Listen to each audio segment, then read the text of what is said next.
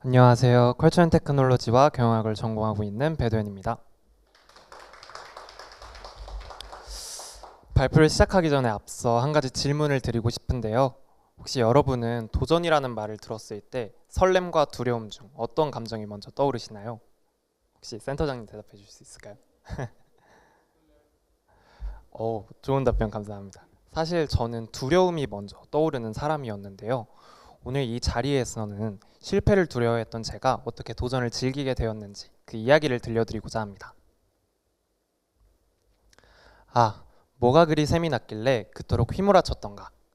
제가 좋아하는 할로로라는 가수의 노래인데요. 20살의 저는 대학에 입학한 기쁨도 잠시 이 노랫말처럼 질투와 자책 사이에서 주저하고 있었습니다. 같은 꿈을 꾸던 친구에게 대외 활동을 소개해서 함께 지원했었지만 친구는 합격하고 저는 떨어지는 일이 계속 반복되었습니다. 처음에는 진심으로 축하하다가도 어느새부턴가 내가 그렇게 부족한가? 만약 친구에게 알려주지 않았다면 결과가 조금이라도 달라졌을까? 하는 그런 못난 생각들이 자꾸만 저를 괴롭히기 시작했습니다. 그렇게 어느 순간부터 도전은 저에게 부족함을 직면해야만 하는 고통스러운 과정이 되었습니다.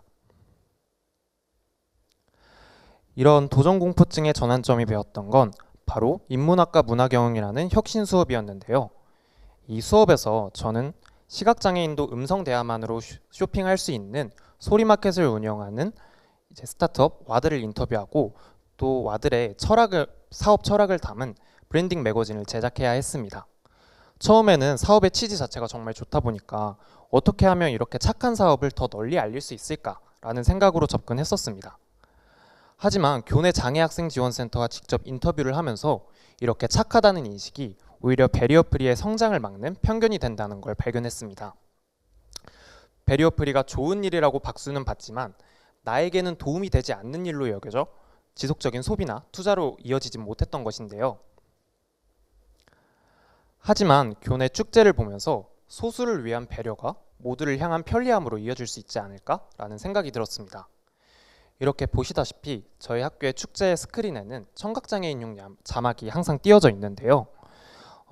이 자막이 장애인분들 뿐만 아니라 가사를 잘 모르던 일반 학생들도 이 자막을 보면서 노래를 따라 부르고 또 축제를 즐기는 모습을 보면서 베리어 프리 사업은 장애인의 눈높이에 맞춰 설계했기에 모두를 편리하게 할 수 있는 그런 잠재력을 지닌 사업이구나 라는 걸 깨달았습니다. 그래서 이 본질을 담아 베리어 프리에 대한 편견을 해소하고자 베리어 프리 이기적으로 시작해도 괜찮아 라는 다소 발칙한 매거진을 제작하게 되었는데요. 나를 위해 시작해도 베리어 프리는 결국엔 모두를 향하게 될 거다 라는 메시지에 모두가 공감해 주셔서 대상을 수상할 수 있었습니다. 이 과정에서 저는 무엇보다도 결과에 대한 부담감을 내려놓고 기획하는 과정 자체에 몰입할 때 살아있음을 느끼는 사람이라는 걸 깨달았습니다. 그래서 저는 이제 과정의 가치를 깨닫자 이 즐거움을 누군가와 꼭 나누고 싶었습니다. 그래서 친구들과 함께 지원한 것이 바로 도전학기 우수사례 공모전이었는데요. 저희의 목표는 딱 한 가지였습니다. 도전학기를 해야 하는 숙제보단 해보고 싶은 제도로 만들자는 것이었습니다. 그러기 위해서는 딱딱한 이야기보단 재미있는 이야기가 필요하다고 생각했고 그렇게 저희는 저희의 이름을 딴 뽀도도슈라는 귀여운 동물 캐릭터가 출연하는 웹툰을 만들게 되었습니다. 저희는 단순히 도전학기에 대한 좋은 이야기만 하기보다는 오히려 대학생이기에 할 수 있는 솔직하고 다채로운 이야기로 학우들의 공감을 사고자 했습니다. 그 결과 한 달 반에 약 3,000명에게 도전학기를 알릴 수 있었습니다. 공모전 우수상도 감사했지만 제게 더 큰 선물은 교육개발센터에서 혁신수업 우수사례 공모전에 홍보 웹툰을 제작해달라는 제안이었는데요. 도전에 대한 제 관점을 바꿔주었던 이 혁신 수업을 그 가치를 이제는 제가 직접 알릴 수 있게 된 것입니다. 제가 받은 성장의 기쁨을 또 다른 학우들의 도전으로 이어주면서 보답할 수 있었던 순간이야말로 진심으로 기쁘고 또 감사한 선물이었습니다. 과정을 즐긴다면 결과는 두렵지 않다. 제가 얻은 깨달음을 이제 과거의 저처럼 도전을 두려워하시는 분들께 전하고 싶었습니다. 그래서 제가 도전을 즐기게 된 과정을 대학생활 포트폴리오인 Just Do It이라는 포트폴리오로 만들었습니다. 또 이제 대학생활의 절반을 돌아보면서 느낀 게 있다면 이렇게 작은 기록 하나하나가 쌓여서 큰 등대가 된다는 것인데요. 제가 지금까지 걸어온 길과 또 앞으로 나아갈 길을 비춰주기 때문입니다. 실제로 이 포트폴리오는 가장 제약이 많았던 군복무 시절 제가 길을 잃지 않도록 굳건히 불을 밝혀주었습니다.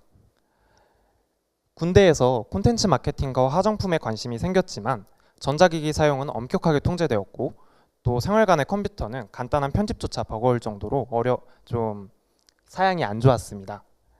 하지만 그럼에도 불구하고 제가 화장품 온라인 마케팅 서포터즈로 합격할 수 있었던 건 바로 이 포트폴리오를 통해 기획을 향한 제 열정과 의지를 증명할 수 있었기 때문입니다. 포트폴리오 덕분에 얻었던 이 소중한 기회를 그냥 놓치고 싶지 않았습니다. 그래서 화려한 편집 기술 없이도 사랑받는 콘텐츠의 비결을 치열하게 분석했고 제 개인 휴가와 외출도 콘텐츠 제작에 기꺼이 쏟아부었습니다. 그 노력은 열악한 조건 속에서도 절반의 미션에서의 1위, 최저 우수 활동자로 선정, 그리고 마케팅팀 인턴십 제안이라는 결과로 돌아왔습니다. 가장 제한적인 곳에서 가장 큰 가능성을 증명하며 저는 하나의 깨달음을 넘어 큰 확신을 얻었는데요. 바로 앞으로 나아갈 길이 보이지 않을 땐 스스로 쌓아온 그 등대로 그 길을 비추면 된다는 확신입니다. 마케팅에 대한 확신과 함께 2년 만에 학교로 돌아오면서 제가 내디딘 첫걸음은 사람과 성장의 마케팅 학회 마술피리입니다.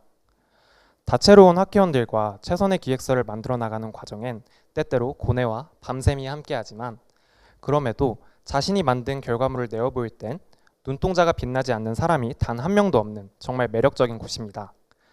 가장 기억에 남는 프로젝트는 최근에 진행한 동원 F&B, 동원 참치 다들 아시죠? 동원 F&B의 펫푸드 마케팅 공모전인데요. 저희는 팀원 5명 중 반려인이 단 1명뿐이었지만 저희는 이 약점을 치열한 노력으로 극복하고자 했습니다. 160명의 설문조사와 6건의 신층 인터뷰를 직접 진행하며 반려견을 똑같이 사랑하더라도 가정에서 엄마인 반려인이 사료 선택에 더 신경을 쓴다는 인사이트를 포착해냈고 그렇다면 신제품에 좀 낯설게 느껴지는 면역 기능성을 엄마들에게 익숙한 집밥으로 비유해보자는 기획서를 제안했습니다. 그 결과 참신하고 설득력 있는 타겟팅이라는 평가를 받으며 마침내 대상을 수상할 수 있었습니다. 도전을 두려워하던 제가 이제는 좋아하는 일 앞에서 눈동자를 빛낼 수 있게 된 이유, 그 해답을 찾는 시간이었습니다. 그럼에도 불구하고 나는 너를 용서하고 사랑하게 될 거야. 처음에 보여드렸던 이 노래는 화자가 지난날의 모난 자신과 화해하면서 마무리되는데요. 이처럼 저도 여러 도전을 거치면서 제가 왜 그토록 도전을 겁냈는지 깨달았습니다. 우리는 모두 이제 자신이 불행해지길 원치 않기에 역설적으로 도전을 두려워한다고 생각합니다.